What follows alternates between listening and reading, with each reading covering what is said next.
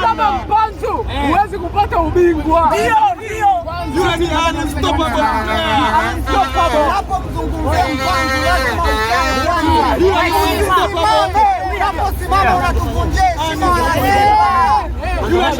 Nataka nieleze hiyo Mpanzu hiyo. Usipoleta makosa hatutakufunga. Uwe na heshima.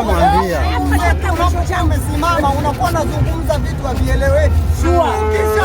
Hamna mwanga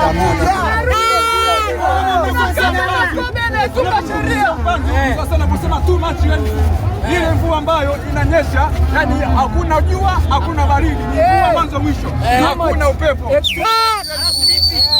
Huyo ndo Mpanzu. Anazungumzia volkano.